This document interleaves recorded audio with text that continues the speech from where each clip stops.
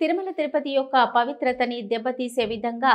నారా చంద్రబాబు నాయుడు ప్రయత్నిస్తున్నారని అన్నారు టీటీడీ మాజీ చైర్మన్ వైఎస్ఆర్సీపీ రాష్ట్ర అధికార ప్రతినిధి భూమన కరుణాకర్ రెడ్డి. దెబ్బతీయటానికి ముఖ్యమంత్రి చంద్రబాబు నాయుడు గారు దానిని ఒక రాజకీయ వేదికగా చేసుకొని ఆ పవిత్రతని, ఆ దివ్యధామం యొక్క గొప్పతనాన్ని పూర్తిగా మంటగలిపేటువంటి కార్యక్రమాలు చేస్తున్నారు. మేము అధికారంలో ఉన్న 5 సంవత్సరాలు మా మీద విపరీతమైన బురద జల్లి హైందవ ధర్మానికి తూట్లు పొడుస్తున్నాము అన్న వివేచనను కూడా మర్చిపోయి రాజకీయ ప్రసంగాలు చేయటం ద్వారా జగన్మోహన్ రెడ్డి గారిని నిర్వీర్యం చేశాము అన్నటువంటి భ్రమలో పడి అదే ఆనవాయితీని అధికారంలోకి వచ్చిన తరువాత కూడా చంద్రబాబు నాయుడు గారి ప్రభుత్వం అది వైకుంఠ ఏకాదశికి సంబంధించిన తొక్కిసలాటలు కావచ్చు,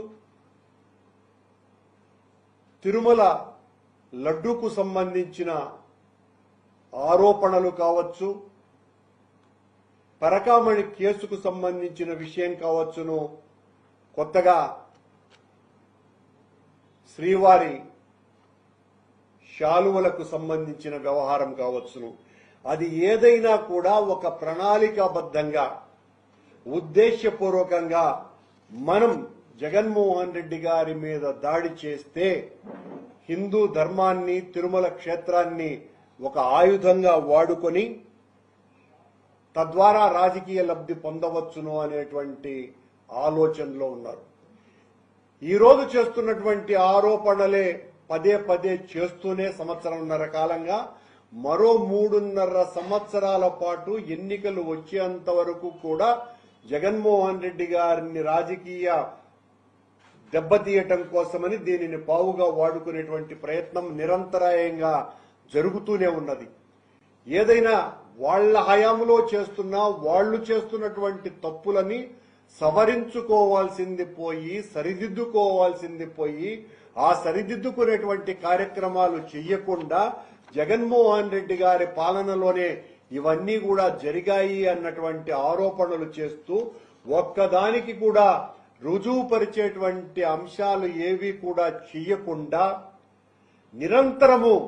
నేరుగా జగన్మోహన్ రెడ్డి మీదనే వేలు చూపిస్తూ ఎక్కుపెట్టి బాణాలు సంధిస్తూ రాజకీయ ప్రలోభం కోసమనే, పబ్బం కోసమనే మొత్తం ప్రయత్నాలన్నీ జరుగుతున్నాయి. సరిగ్గా సంవత్సరం క్రితం రోజున వైకుంఠ ఏకాదశిన